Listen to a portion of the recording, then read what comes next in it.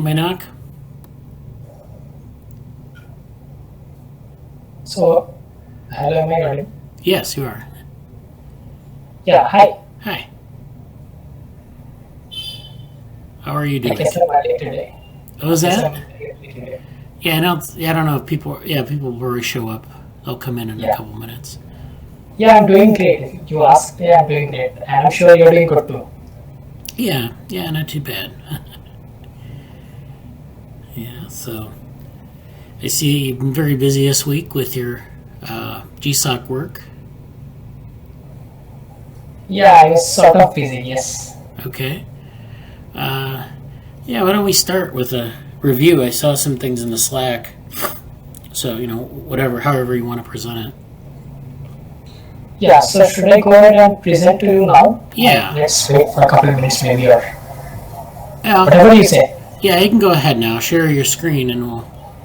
Yeah, sure. I'll share my screen. Okay. Hello, Shruti. Hey Bradley, how are you? All right.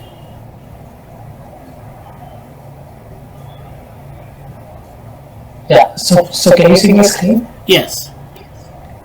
Okay, so I'll go ahead and start my update for this week. Okay, so this was the third week for coding period GSoC. And so the main thing that I did this week is that I actually converted the upgrade segmentation module from Torch to Onyx format, because my main goal was to host it online. So with Torch, it's actually sort of very difficult to host it online because the dependencies are very huge and the library itself is very bulky and it crosses certain limits. So it's actually very difficult to host that online. So I converted it into this format called Onyx, which is way lighter than Torch. And okay, I'll show the code. Okay. So this is the code that basically I've used to convert the PTH file of the model. This is the PTH file best_2.pth. So that is being converted to another file called membrane segmenter.onyx. So as you can see, here the extension is .pth and here the extension is .onyx. And when we are running this file, when we are running an inference from this file, the dependencies are very light. So that actually makes it possible to host this stuff online. And I think Krishna Katyal, he had actually said something about this in the group way back in the day on Slack. So I took that as a pointer and I actually googled what's Onyx and what's all this. So that was helpful there. So then I tried out some, I took an input image and then I passed it through this new format of the module, and then I got these results, and the results were pretty satisfactory, and they were actually the same as the PTH file, but they were running on some other library. Anyways, so then I hosted that online. So then I hosted a simple version online which didn't have any examples, right? Like you have to drag and drop the input image and then you get the segmented output to the right. But then I guess that a lot of people don't have these input images with them. Like if somebody wants to see a demo of what this library can do, so it's entirely possible that they don't have any input images with them. So I just added some examples here. They can just click on these examples and they'll come right here, and then they can press submit and they could get the segmentation map as well as the centroid map to the right. So anyways, let's go ahead and open up the website which is hosted online. Okay, so this is the test phase of the website. It's not entirely finished right now because I'll be adding a couple more links to the bottom and maybe a short description of what's going on and how it's going on. So say we want to go ahead with this example. I just clicked on this example and it came here. And I'll press submit. Then the file will run inference and then we get this segmentation map and the centroid map. So then the user can just go ahead and save these images, or then he could also save it's up to the user what he does with these inferences. But it's online and any of you can go ahead and check it out online. So I'll just drop a link on the chat. Okay. So if somebody wants to test out the samples, the examples given there, they could go ahead and check it out. Okay, so let me pull back the blog post again. Okay, so as of now, the hosted model it's actually linked to a repository that I own. But after I finish up, like, see, I'm actually learning all of this on the way. So, like, I don't want to bother the main repository. I don't want to bother the official repositories, like sending PRs again and again and then getting them merged and then testing them. So, I decided to create a personal repository for that. Then, after the after I finish building the finished product, then I'll be putting everything into an official repo. So that's the goal here. So I think that's it on the updates of this week, and yeah, that's it. Thank you. Good, very good. Thank you for that presentation. So that's, let's see. I wanted to show the chat. Okay, so we had a couple of comments. Dick said, Mainak, have you tried histogram equalization before segmentation? I'm not really sure what histogram equalization is, but I did not do that, for sure. Histogram equalization, okay, I'll have to learn what that is actually. Yeah. I don't know what that is. Okay. Oh, did you want to explain, Dick? Yeah, it would be best. Histogram is equal. Can you hear me? Yeah. Okay. Histogram equalization makes the histogram of a picture and then assigns new values to the pixels based on spreading the whole histogram out so it's flat. Okay, so is it something like normalizing the image? No. Normalizing. It's different. Look it up online. There's lots of documents. There's a Wikipedia page on it, and the code is in image J. Yeah, sure, I'll look it up. Thanks. Okay, and there's one parameter in image J to play with. Okay, and it's very good. It's very good for making low contrast images much more visible. Yep. Sure. Okay. Yeah. It takes all of the pixel values and makes them more or less equal. Right. Right. The histogram becomes almost flat. Yeah. Okay. It's an excellent technique for taking a low contrast image and making it high contrast. Without edge detection or anything like that. Yeah, sure, I'll look into it. Thanks. Okay, it's image. Yeah. Image J has the code. Image J has the code. You can either the simplest thing is to just use image J, and image J can be downloaded for free. And PC or Mac. Yeah. So, I mean, probably, I don't know if they have those functions in Colab. I mean, I imagine they do. It's not that obscure technique. Yeah. But, and then Dick also asked Mainak, did I send you the Drosophila Eye Imaginal disk images? So did you receive those, Mainak? Yeah, I have received an image that has two samples. Like one sample has the hand-drawn, filled-in a diagram of the Drosophila eye, and the other one it did not have the hand-drawn fill-outs. Okay, great. So I received that. Yeah, so you can compare if you want to work on that. You can compare the two. Compare I actually wanted to ask something. Like, the goal is to basically take the image which has these little gaps and then convert them to the image that has the hand filled in lines, right? That's the goal, right? Yes, basically. But it took about 10 hours to do that by hand. Yeah, and then so my goal would be to have some sort of an automated algorithm that would fill it out. Like it would basically automate that process, right? Exactly, and I think that would be a publishable algorithm. Yeah, and if possible, is it possible for you to have some other images sent out to me? Because it would be great if I can get a better idea of what sort of gaps I'll be dealing with. You have your own images. I don't have any others. Okay, so the only two ones, like, or maybe I could try out, to erase, like, I could maybe crop and rotate and. Yeah, try your own. Yeah, you have your own images, which brought up the question. Yeah, sure. I'll start working on it after August. Sure. Yeah. Okay. That's good. Yeah. So we have the general field is filling in. There's a lot of literature on filling in algorithms. If you want to read them. Okay. So filling in is the word, right?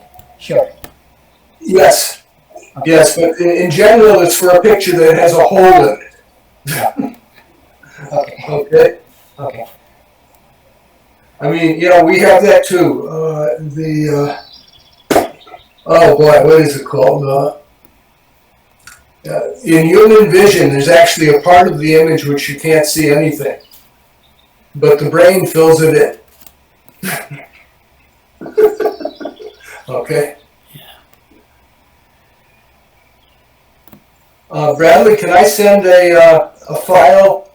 Good morning. Can I send a file using the chat? No. I guess you can use email, but yeah, I can't use the chat.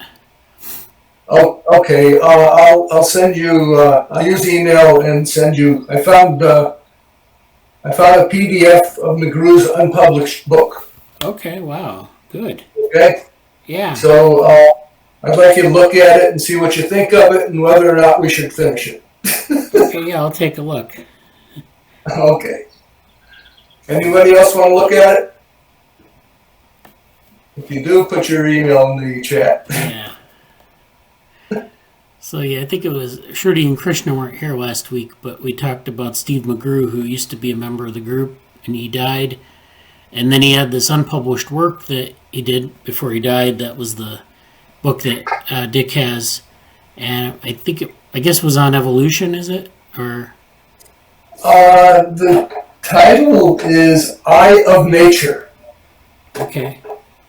It's sort of philosophical. All right. Okay. Yeah. So, but this probably shows the essence of the man. So we have to decide whether or not it's good enough to publish. Yeah. Despite his thinking it wasn't. Oh, yeah. Okay. Okay. Yeah. Okay, I'll send it to you then. Okay. That's great. Okay, so yeah, back to the thing about the Drosophila Eye Image. We did a paper on this a couple years ago, and I should have put it up, pulled it up for today's meeting, but I didn't. But it was a paper where we took the eye image and segmented it and found the structure to it, and then did some analysis on it.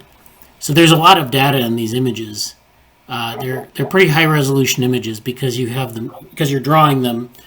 In a lot of ways, there's more information than you might get out of a microscopy image, especially if you refine the image. Yeah. Yeah. Yeah, it was probably done by an old technique called camera obscura. Okay. Yeah. Camera obscura.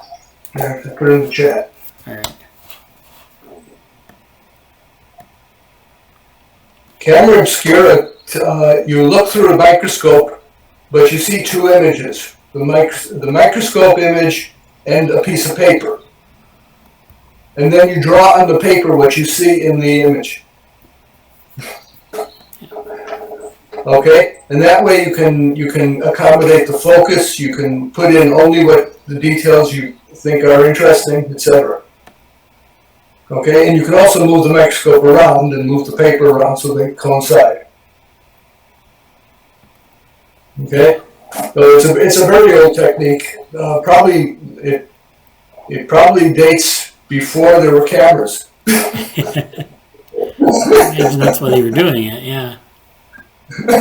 Okay, And it requires a special attachment to the eyepiece of a microscope. Yeah. Okay? Because it has to take in both images. Okay? Yeah. Yeah. Do they So, still sell those? I have no idea. Probably as antiques.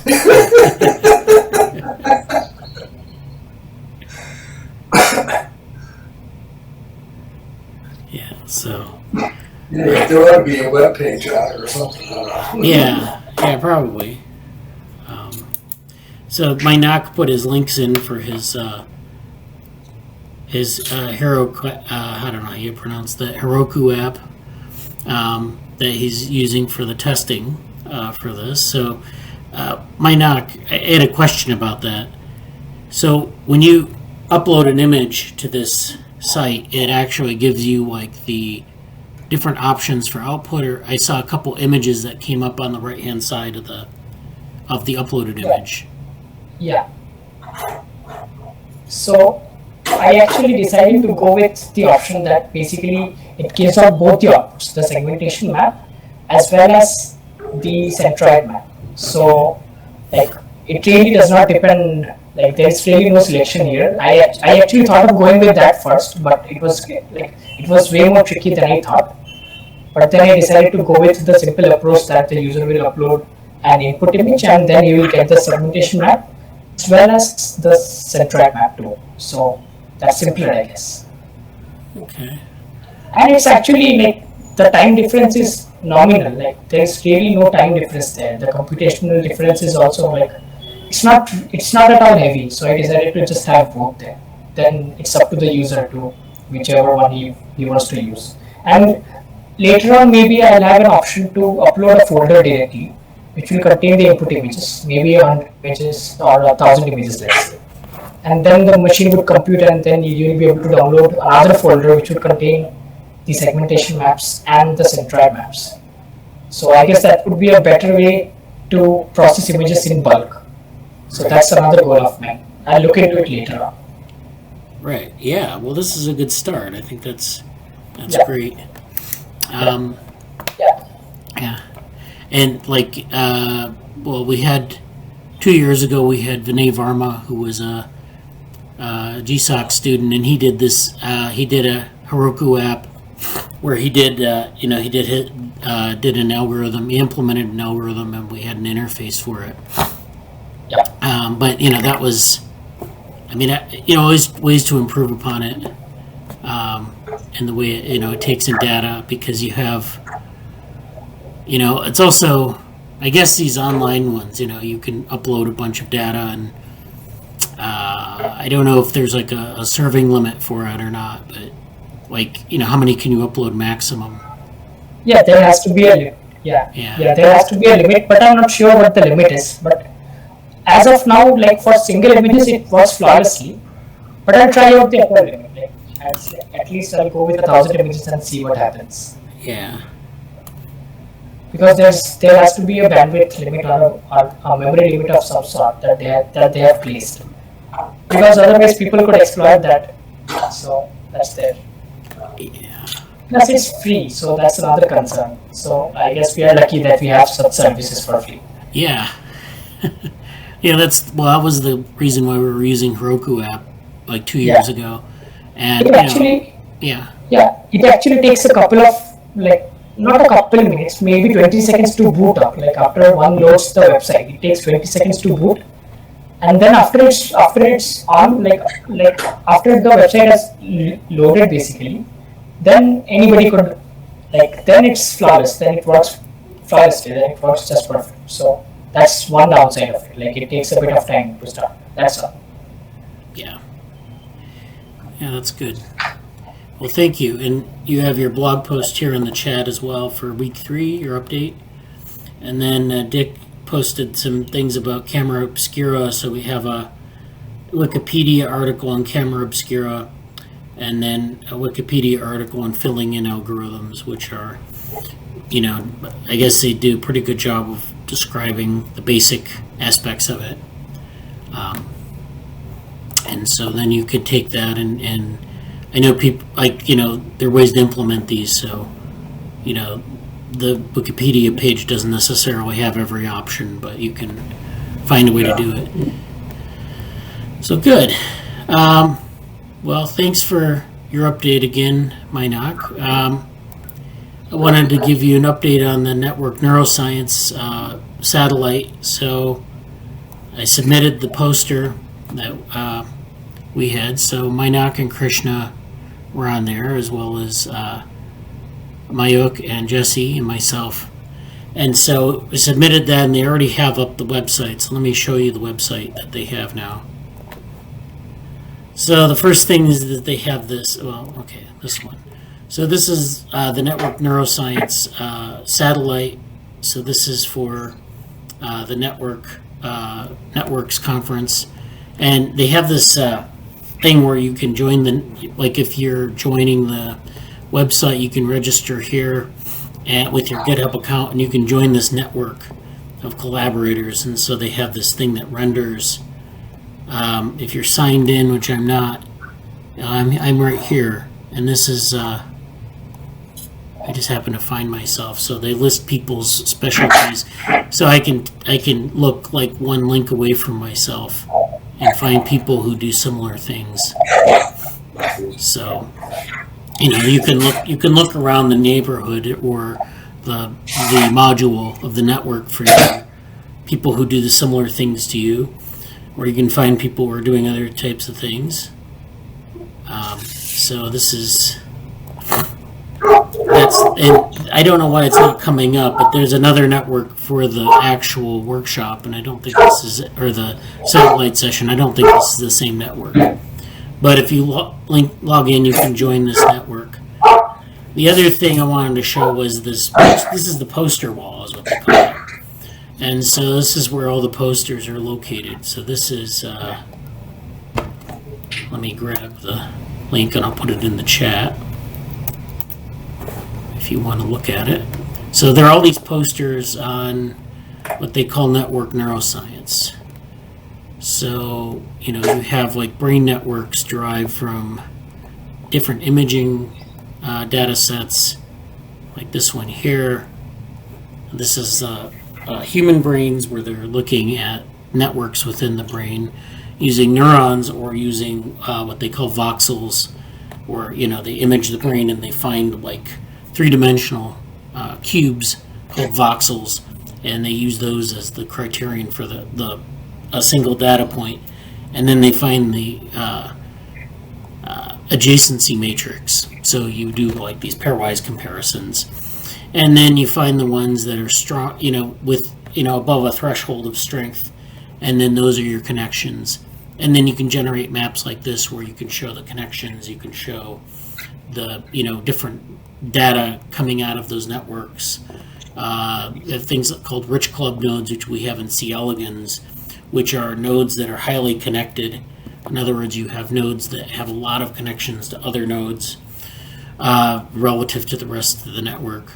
So they actually do, there are a lot of attributes of rich club nodes, rich club neurons, that are unique, and there's a whole literature on this. People are doing things like, so there's another network visualization here, where they have a circular network where, again, you make these pairwise comparisons and you find the connectivity between all of them. The adjacency matrix, basically, plotted out like this and visualized. Let's see. Where's our poster? I'm going to show wherever our poster is. It's hard with all the posters here. It's hard to find ones that are,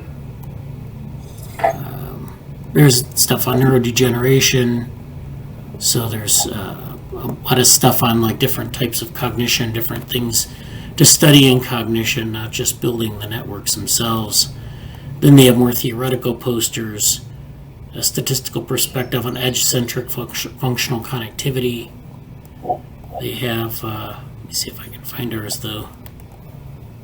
I was really trying to find this one here. So this is our poster here. Neuromorphogenetic patterns in the theory of deep learning. And we have our organizational logos. We have a lot of it was just putting in images to make it like, have some visual elements in the poster. So feature discovery, network depth, network heterogeneity, those are all factors in this thing that we're arguing. We're arguing that, there are parallels between the brain or in between deep learning, architectures and the brain and development of the brain. And so we're kind of like putting these things out here. It wasn't as detailed as I would have liked, but this is a poster. You can't really get into a lot of detail. But this is something maybe we can figure. And I did take some things and I did cite the ANN's BNN's paper that we put out on the archive. This one here with Krishna and Jesse and myself. So I put a couple citations of that in this. Certainly we can, that's kind of where the paper is for this. So it's not really a companion paper, but it's very similar. So I don't know what we'll do with that we'll see if I get any feedback when I'm in the session on this poster. But, just to recall that we had that paper and then we have this poster, and now if we want to move forward on this type of research, we have those two streams. We can figure out what the next step is there. We might, make a different version of the paper that exists now. We might write a separate paper. It's more work, but that's, that's how you get interesting things. You just have to play around with your research elements and see what you get. Anything else interesting here? This is just, it's basically you have theoretical work and you have, data work. A lot of it is in the human brain. I don't really see anything in, say, C. elegans. So, actually, I should have put more about C. elegans in the poster, but that's okay. That's okay. So that's the poster wall, and I like that they have the posters kind of out. And you can and I guess some people recorded videos, which I didn't know was a thing you could do. But, I think it's just kind of I think it's just if you want to zoom in on it. But, so I like the way they presented this on this website. And then the program for this is actually interesting. There's some interesting talks here. It may be recorded and put on, made public. So that might be good for people if they get a chance. If they get a chance to do that, I'll let you know. There are a number of different talks. There's a talk on network and brain disorders to kick things off. Then they have some contributed talks. So they're on a number of different topics, mostly the human brain. There's this one that's interesting here by Alexandra Goulas and Klaus Hilgetak, bioinstantiated recurrent neural networks. That should be kind of interesting. I'm not really sure what they're getting at, but they've done a lot of interesting work with networks that grow in size and how those are wired together. So this is probably going to be a pretty interesting talk, and I don't know what that's about, but we'll see. And so again, there's a lot of stuff. There's a spatial developmental generative network model of human brain structural connectivity. So there's this, people are doing generative network modeling. People are doing different types of graph analysis. So they're doing different types of analysis. There are some that are more clinical, some that are more what they call connectomic, which is where you have, of course, we have a connectome of C. elegans, which is 302 neurons. In human brains, you have potentially millions of nodes. And so you have these huge connectomes which are very different from the C. elegans connectome. You have regional connectomes, you have all sorts of structure, and it operates at different scales. So you have neurons, you have what they call voxels, which capture it could be a square millimeter of tissue, which has a lot of things in it. Or you have regions, which are even bigger and more diverse. And so all those different levels of analysis exist simultaneously in a brain. So this is going to be an interesting set of sessions. Okay, so I guess I wanted to move on to the submissions document. So did we have any questions on any of that?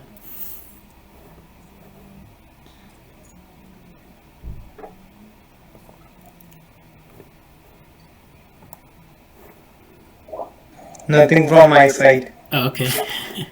I just wanted to know if you because I had mentioned the ANN's, BNN's work. So I don't know if you had any thoughts about that more recently. Not really. Didn't get a chance to work on that thing. But yeah, I submitted a book chapter. I'll send you the copy. You remember it was actually on the bias in AI presentation that I did. Oh yeah. Black box. So yeah, I'll send the details on Slack soon. Oh yeah, no problem. Yeah, I look forward to looking that over. Yeah. So in the chat we had Dick had a link to his Hierarchical Genome and Differentiation Waves book. And then he says number of cell types in the brain may be huge, let alone connections. Yeah, so there are a lot of different types of cells that are, doing different things. And in the human brain, you have probably a lot more types of cells than the C. elegans brain. And, we can get into a conversation about cell type. You can use an anatomical definition, which is just kind of like finding markers in the phenotype, or people also use genotypic profiles where they will take they'll do some next-gen sequencing or something, and they'll find what's upregulated in certain cells, and then they can define the different cell types from that. It's a little tricky because there are a lot of things that are transiently expressed, what they call transient expression, which is where they're just kind of turned on for may not have a functional significance, but it's there's something that's upregulated. So but finding the right sort of mix of things that define cells, and that's the key. But I know that Dick and I were trying to come up with an estimate of cell types, and it's very hard, and there haven't been very good estimates made historically. So if you go to the literature, the number of cell types is vastly, there's a vast range of values that people have estimated, from like in the human brain or in the human body, it's from 100 to 1,000 on that scale of difference. So so you have Dick says differentiation tree may organize levels in the brain, but most cells look the same, but they have different functions potentially. And we can use a developmental approach using the differentiation tree to organize levels in the brain. So you can organize the cells in that way. We had an interesting conversation in my other group about that sort of sorting cells in development as they emerge. And, the different parts of the brain emerge phylogenetically over evolutionary time. And so that kind of almost links in some ways to developmental emergence, and making that connection. But yeah, that's something I have to spend a lot more to discuss it fully. But if you're interested, we can talk about that. So Dick says that the estimate in mouse is 256 to 7,000 types of cells. So you can see that there's really no consensus on the number of cells.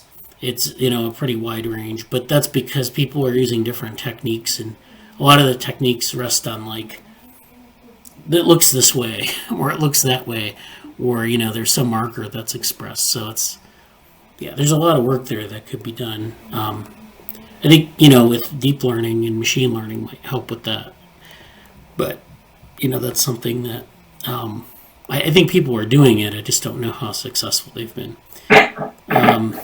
So Susan says, I am taking a course on Coursera on deep learning, since I don't know much about it. In the beginning of the course, there was a lecture by Jeffrey Hinton, and he talked about brain organization. Yeah, there's a parallel, of course, between brain organization and neural networks. And, that was the ANN's, BNN's paper in part. And the holy grail there, of course, is that you're trying to mimic brain organization, but you're not trying to make the network too complex. And so that's kind of been the way people approach this. And so they do talk about, like, if you take a course on neural networks, they'll talk about the brain, but it's like, okay, and then we're going to do it this way. The lecture isn't like how diverse the brain is, but it's like this is basically the way a brain works. So we're going to do it with a model. So Dick says, can we make a differentiation tree from the phylogeny of the brain? I was looking into that. I had there's a paper that we were reading in my other group. It's on like the phylogeny of mammalian brains, but the person who wrote it is trying to get a handle on sort of like the origin of different brain regions. So they're doing this in a way that's like very reminiscent of a differentiation tree. And I was actually I took that paper or one of the figures and I was trying to draw a differentiation tree from it. And I don't have it up here, but I that's something that I think could be done. I'm not sure how accurate it would be or how detailed, but it's definitely something that is, I think it fits into sort of the way, you get these structures that emerge in different parts of the phylogeny. And you have to imagine that there's like this process of differentiation where you get these parts of the brain that emerge. They would have to emerge in development in a certain way. Like, there's certain parts of the brain that all mammals share, for example.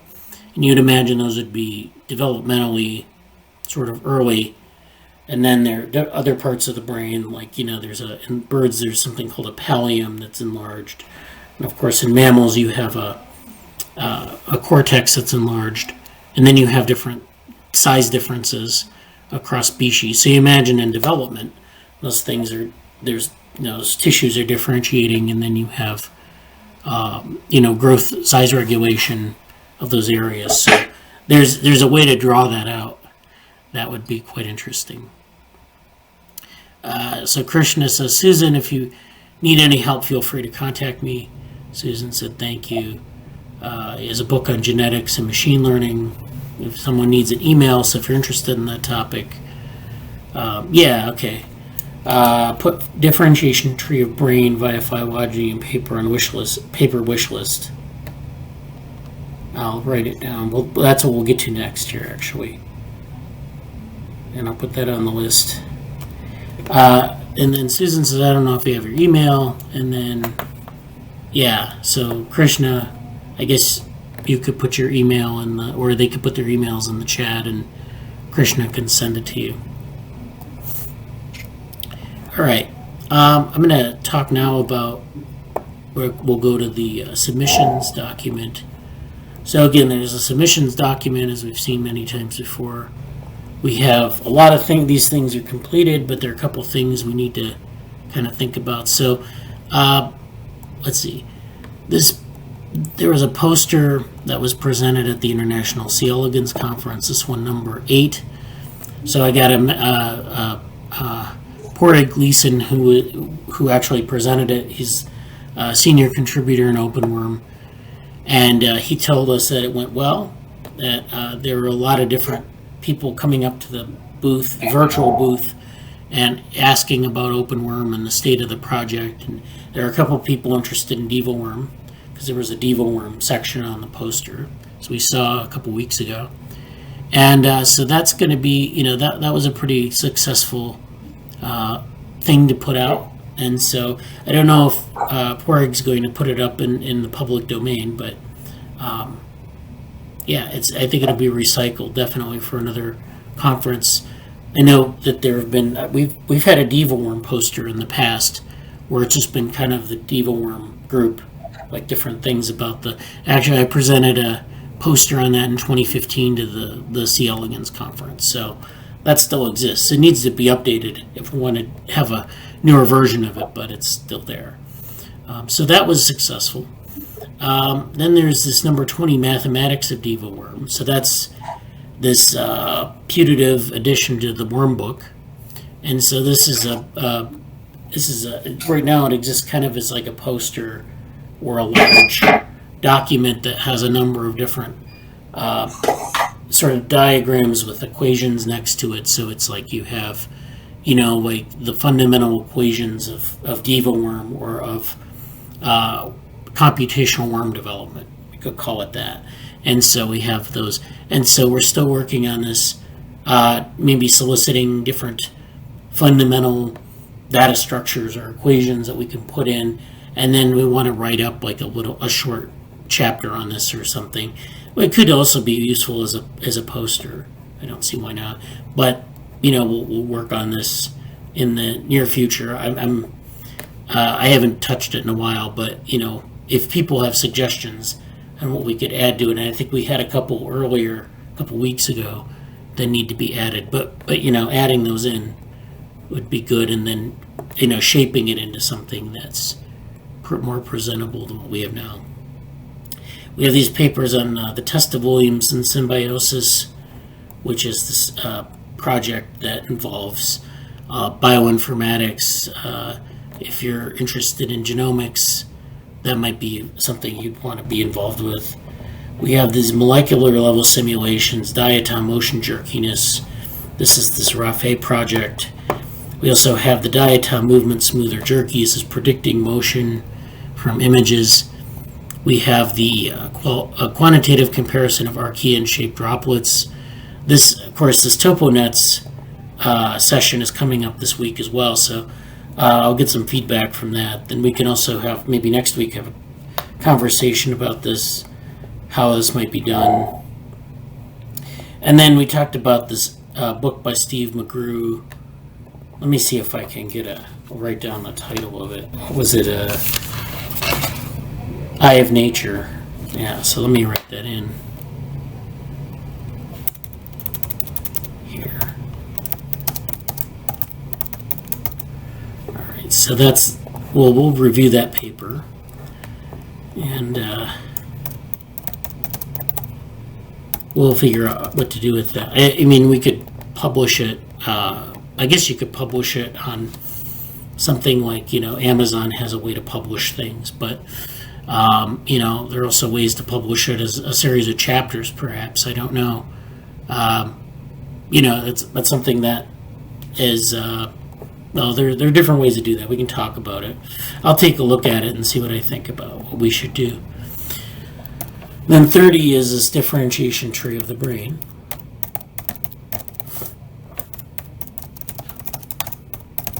And this is, we don't know what venue that is. And then, like I said, there's some notes.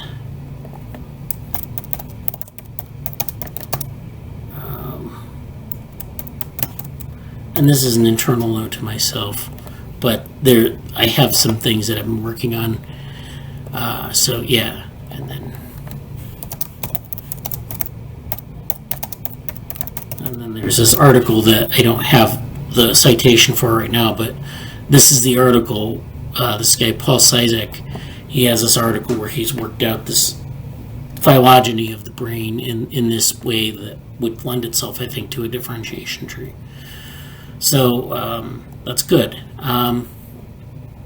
So again, if we want to add anything else, let's add it in. Let me know, or you can just access the document here. Let me actually put the link in the chat. And we have a couple more notes here.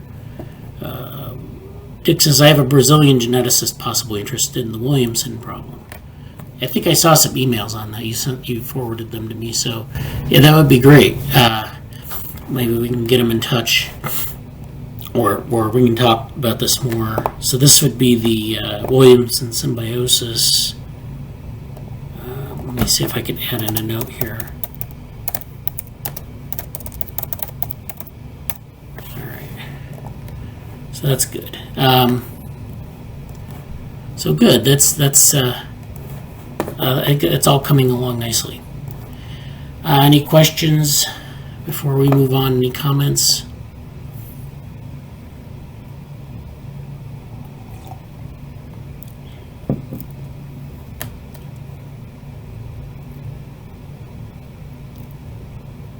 If not, I'm going to move into the papers. I have some things to present here. Let's see. So I have some papers. I have this thing that I'm going to talk about here, and this is kind of weird. I don't know if it's weird, but it's a little bit different way of thinking about these things. So let me start from the top here. So no, maybe not.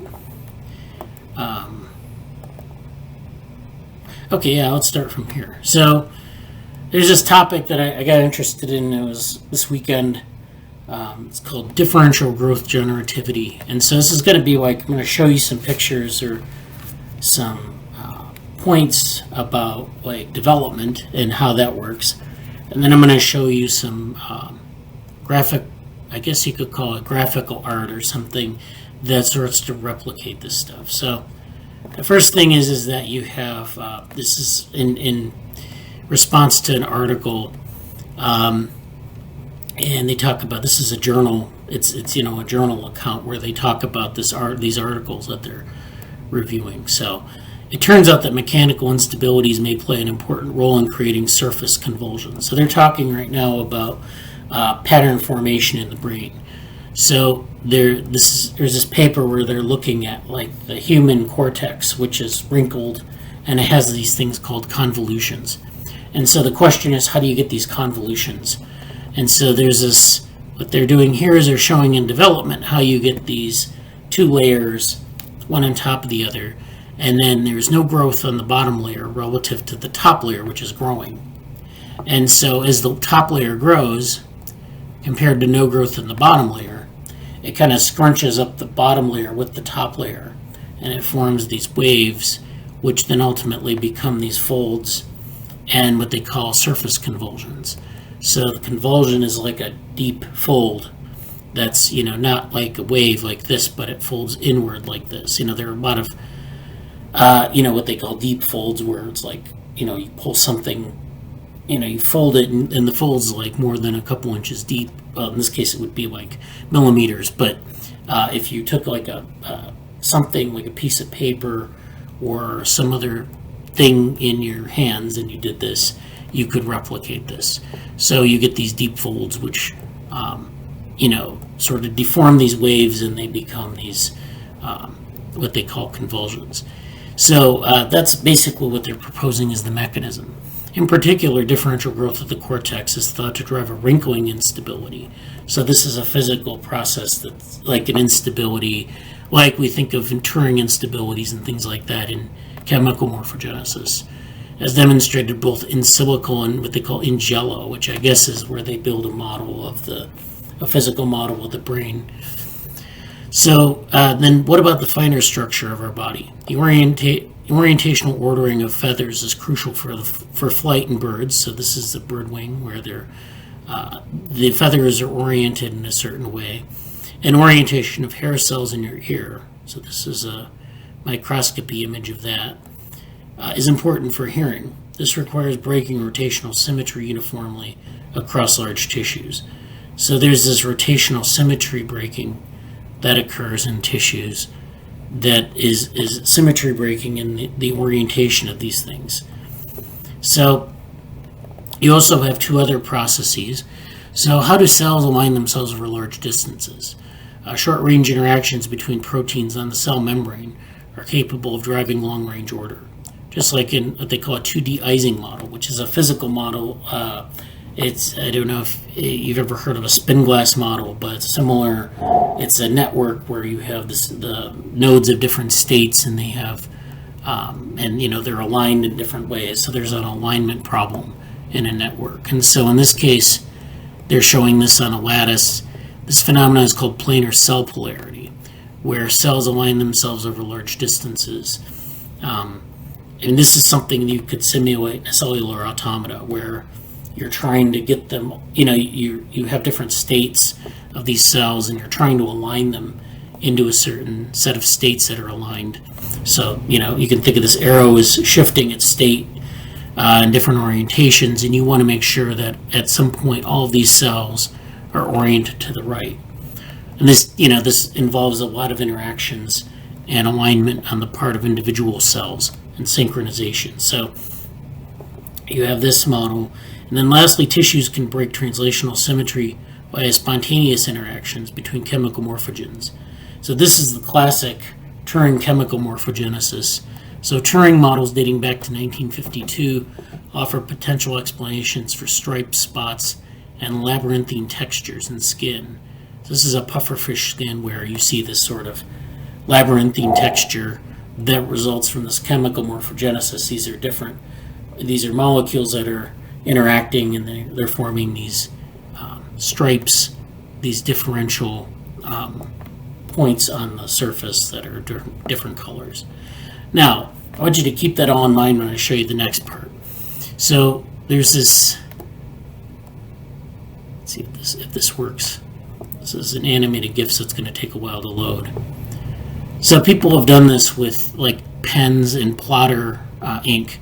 So they can print these things out on paper. They simulate them in a computer and then print them out on paper. So this is one example of something that was generated artificially. This is a generative model of differential growth. So this is it's not a fractal, but it's something that has been like they've applied this algorithm, and then they've plotted this out. And this is an animation of the plot. So this is, you can see that things kind of come from a central point and they start to differentiate out like this. So maybe another better way to show this is this piece of tiny codes. This is JavaScript for this animation that I just showed. Differential growth. So this is something that if you run this code, and this is JavaScript code, it's very short, but it'll generate this generative differential growth pattern. And so it just starts from the middle and it radiates out. And the middle, of course, is undifferentiated. It's this black sort of blob. And then over time, you get these sort of branching patterns, or, non-uniform branching patterns, I guess you'd call them, coming out from the center. This is a little bit different. This is someone who's done this, he's doing this plotting. So he's like drawing these things and, kind of drawing them actually with a pen on paper. And so this is differential growth done after 3 hours and 51 minutes, 109 paths of 257,851 points, 1.29 kilometers of pen travel on this piece of paper. So these are the different patterns that were yielded from this. I guess that's a human algorithm. You follow a certain instruction and you do this over a wide area. And you can get these kind of patterns. Let me see if I have a close-up of it. Now this is a different one. This is back to differential growth. So this is how, you're using this on this is a hand-drawn version of this where you're drawing differential growth using this sort of procedure. So you're generating this using a procedure. In this case, an artistic procedure. This is the same one. And this might be the same one. I think I'd uploaded this a couple times. And then finally, we have this. This is the one that I just showed you before of differential growth, where he was drawing it by hand. So this is what happens when you put it on as you can see that you put it into an animation, you can see it's radiating out from the center. This actually looks a lot like, it's reminiscent of a bacterial colony that's kind of growing outward and how that works. So, there's a lot going on in the biology, but you can draw these out by hand, and they're actually quite interesting shapes. And so I just wanted to show that off because I thought that was interesting, the parallels there between the two systems, or the types of things you can do. You can actually look at nature, or you can look at you can draw them out by hand, and actually it's interesting what kinds of things you can do if you follow some procedures and you build these animations. So there's this paper that came out recently.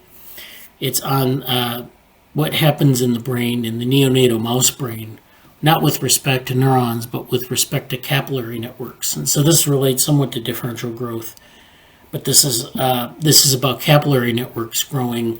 So the brain and the bloodstream don't necessarily interact. There's something called a brain-blood barrier.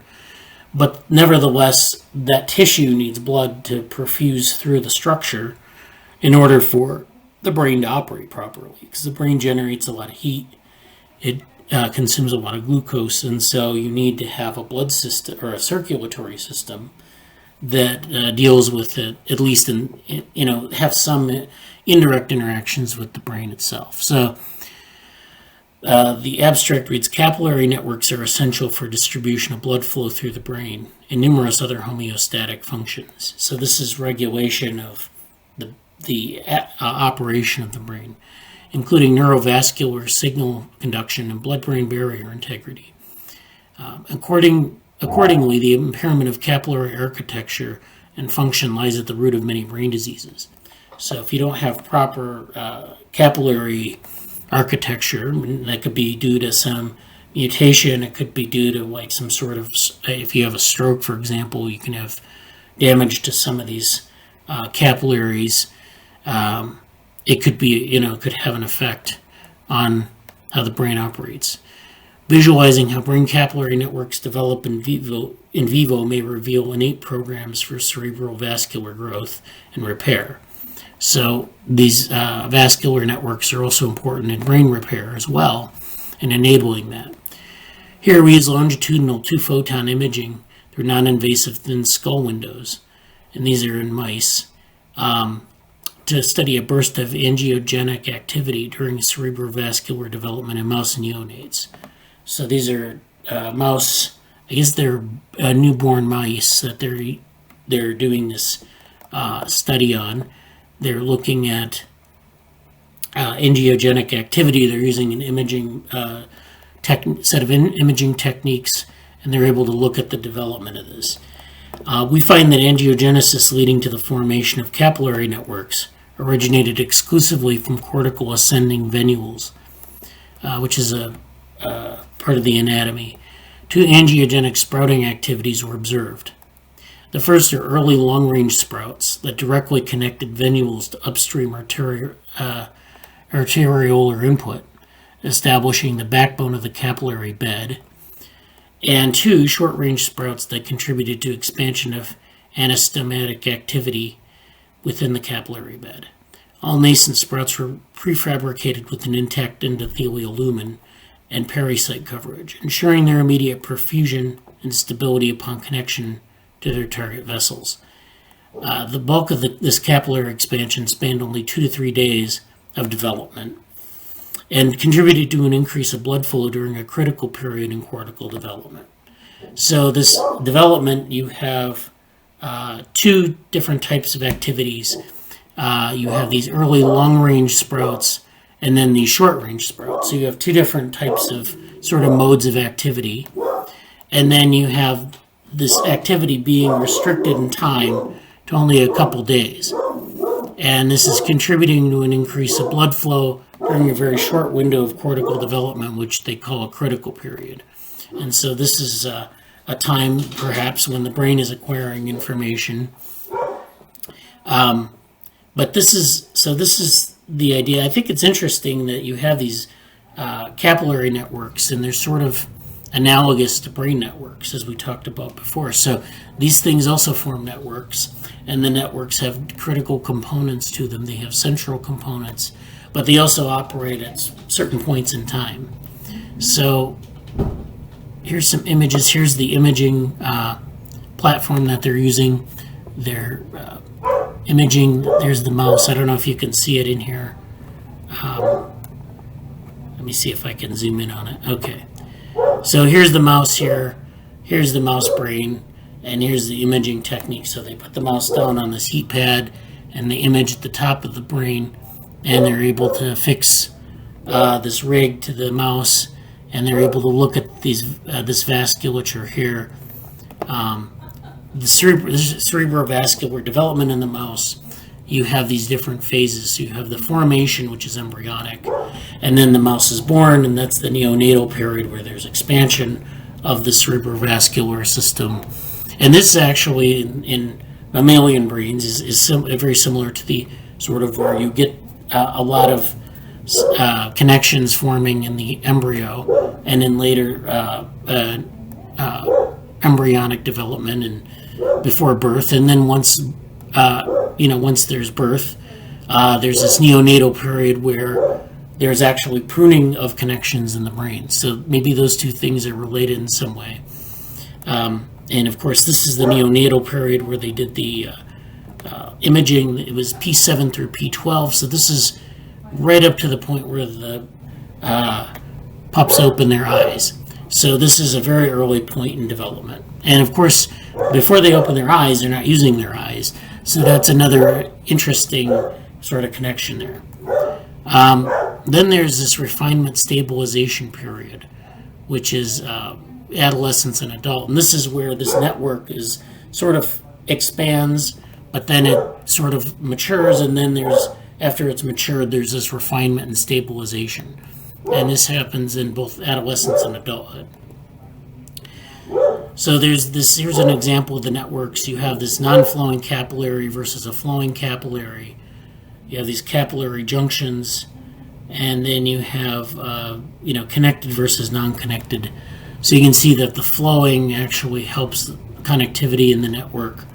When there's not flowing, the connectivity dies off, and you get fewer connections across the network. So this is an example of how sort of these capillary networks work. It's very much like if there's no flow, then that capillary dies off. And if there is flow, then there's a capillary that forms. And that's actually much more plastic than the brain networks, in fact. But this is necessary to sort of, figure out, where blood is needed, and it makes it adaptable so that blood can flow maybe to where there's a need for repair, or there's a need for, maybe there's local activity that needs to be, we need to provide metabolic support to that region. So that's pretty much all there is about that paper. It's interesting. If you're interested, I'll send you the link to this. Actually, let me put the link in the chat here to this. Okay. So let me actually go to the comments here in the chat. Susan said about the first thing, our whole body is formed by folding. That's true. We do have there's a lot of folding and morphogenesis that goes on. Find some YouTube on active matter. Oh, well, that's a good point, because that's the next paper. So we're going to talk about active matter next. Thanks for bringing that up. I can do a presentation on active matter. Well, that would be good. I'm just going to talk about a new paper, but if you want to do a longer presentation on it, that would be great, Susan. Dick said, Miller's drawing looks like my posting on self-limited lawn mowing. Okay. Not familiar. I don't remember that paper, but we'll have to pull that up. I need to make a note here. I'm just making a note to myself here. But that sounds interesting. Shruti says the deep learning specialization is really a nice way to learn about deep learning. Yeah, it is. And then there's this drive. Well, this is the drive that this is the papers. Okay, Dick says contrary work. Steve Smith, you've got to have heart, or do you? And then Susan says blood vessel endothelial cells are very sensitive to blood flow or shear stress. Yeah. So I think so the capillaries are formed in part by sort of blood flow and shear and things like that, and there's a whole there are endothelial cells involved in all that. So well, anyways, I'm going to go back to the next paper here, and that is I'm still sharing my screen. Okay, let me share my screen again then.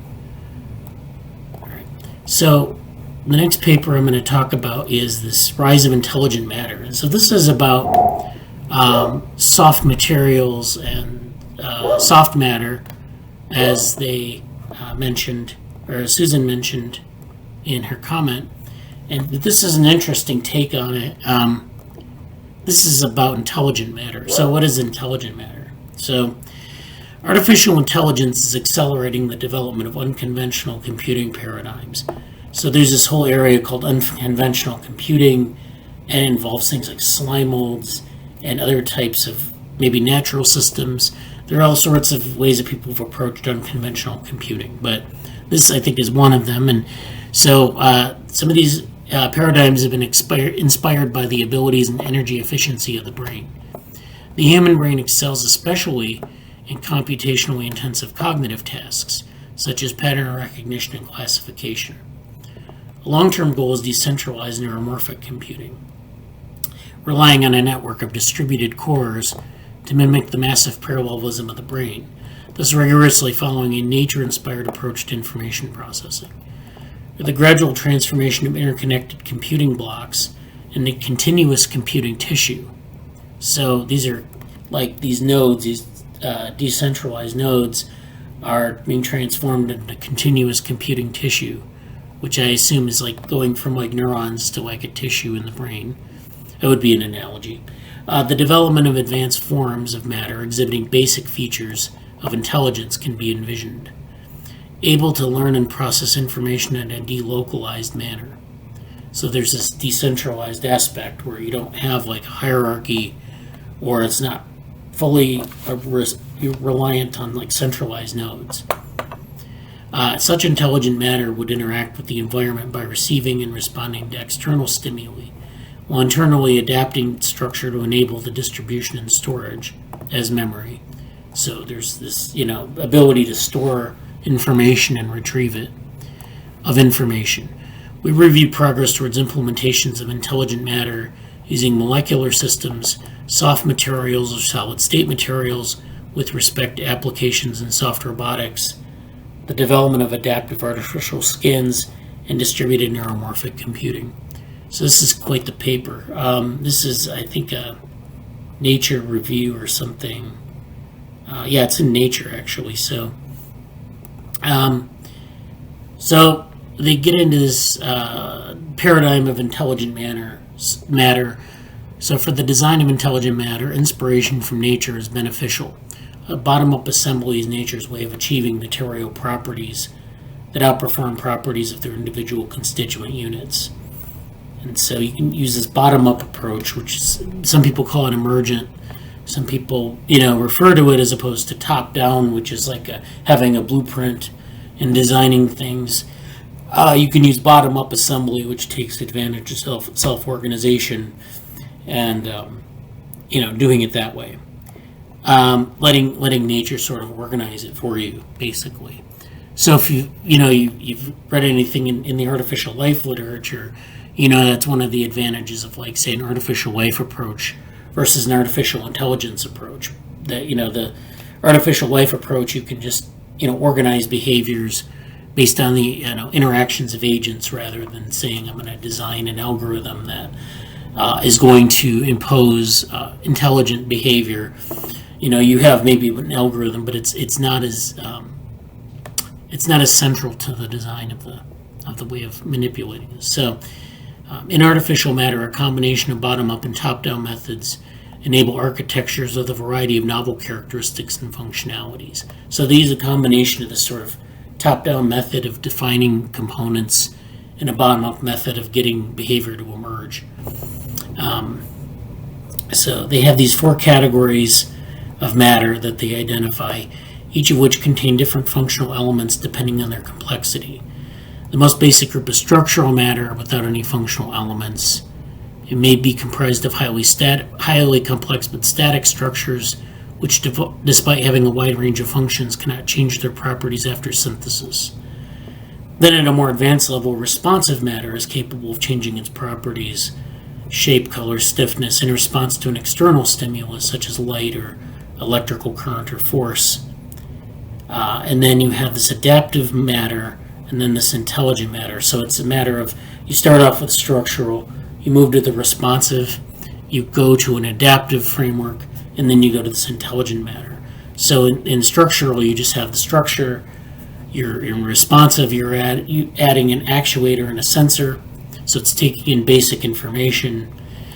With an adaptive network, with an adaptive matter, you have a network of these structures with sensors and actuators, and they behave in a network.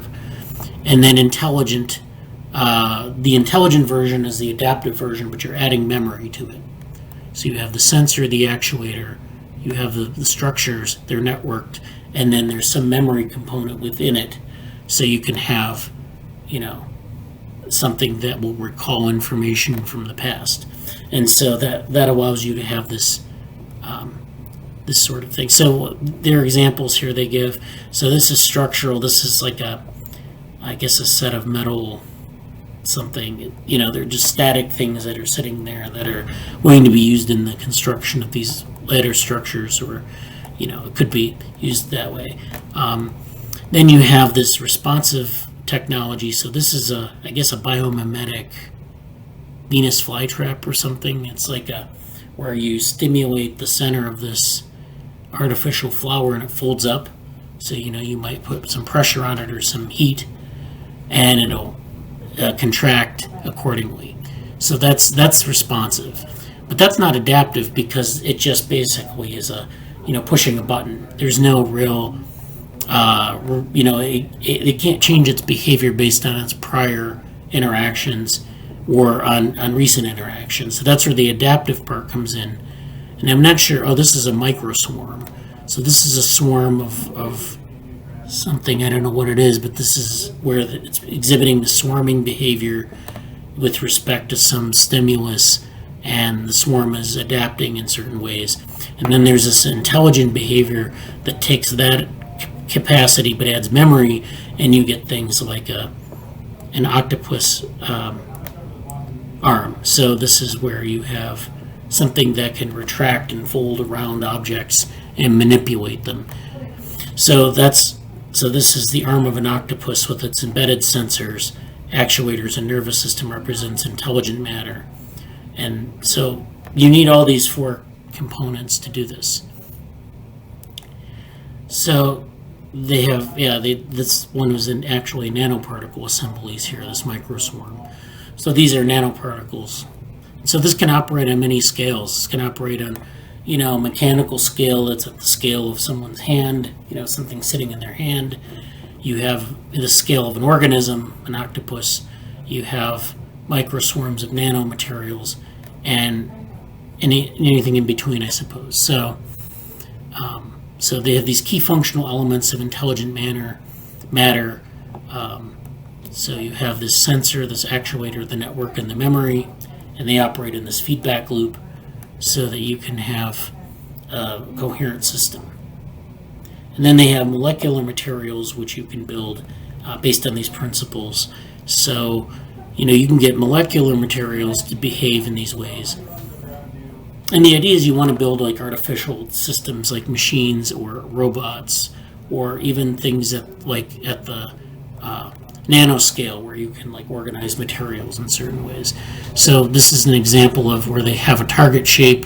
They're trying to teach these swarms of nanomaterials how to build structures for a target shape. So they're training it with different stimuli, or I'm not really sure how they're doing this, but they're basically, the shape is emerging from this non-uniform group of particles, and then it's gradually forming the target shape. And you can see they're doing the same thing with a star here, where these particles are forming, aggregating into the star. And so you can do this with, things that don't have a brain. So they're paramagnetic nanoparticles from moving a microswarm in an oscillating magnetic field. An external programmer can change the field, such as the adaptive swarm can split and circumvent obstacles. The insets show an overview of the path and current location of the swarm. So this is this green line here in this figure. So this one here is A. So A are autonomous individually responsive robots, merely follow their programmed algorithm and communicate with their closest neighbors. In a swarm of 1,000 robots, they self-assemble into complex 2D patterns. Since an external programmer predefines the target shape, the swarm is adaptive and not intelligent. So this is something that's adaptive but not intelligent.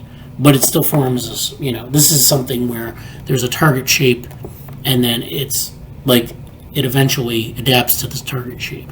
Now, if it were intelligent, by contrast, you could form a K or a star without really having the target there. So this is like reminiscent of some of the work that they did in artificial life on artificial embryonics back in the 90s, where they would do this with cellular automata, and they'd have the cellular automata, and one of the ways they tried to build like these, they tried to take like something that was undifferentiated and form like predefined shapes. And so one of the ways they do that is use target shapes, where they define a target shape, and then they'd allow the lattice to sort of model the target shape. But that's not really like, something that you could replicate if you didn't have the exact target shape in place. You'd have to know what the target shape was, and so that's one way of doing it, but it wasn't necessarily the best way of doing it. So as you can see this in these intelligent materials, that this is what they're trying to do. Just more examples of this. So I think this is a really interesting paper. I don't want to go through much more of it because it's just, there's a lot here. But if you're interested if Susan's interested in presenting on it, it'd be great. Or presenting on this topic. There's a lot here to talk about. So Dick had a comment here. No heart equals no blood flow, but heartless axolotls survive past hatching. Oh, that's interesting. So they actually are able to like regulate their blood flow in some other way, or they just survive, I guess. Oh, that's interesting stuff. So again, this is so I have the papers here. If you want me to send you the papers separately, let me know. So I think that's good for this week. Did anyone have anything else they wanted to say before we go? No blood flow. That's what he said. So there's no blood flow in the axolotls, but they can survive past hatching. It's interesting. So next week we're going to talk, I guess we're going to have Mainak present his weekly update as usual. And if people want to present something, let me know. I also wanted to talk about some things gleaned from the Networks conference. So this coming week, there's the TopoNets workshop, or the TopoNet satellite, and the NetNeuro satellite. So there are going to be two satellites where we have material that are going to be presented, and then I'll report back on what the feedback was, and then we can talk more about, other things as well. So let's see, we have some more things in the chat here. Okay, oxygen through skin. Okay, so that's how they're getting in axolotl. There's oxygen exchanged through the skin. And then how does oxygen reach the brain? So, I don't know the answer to that. Okay, well, thanks for attending. And talk to you next week.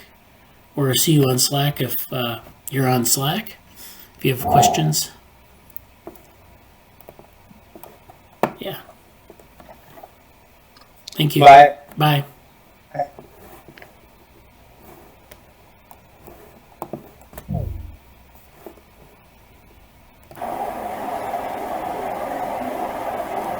Bye everyone. Take care. Bye.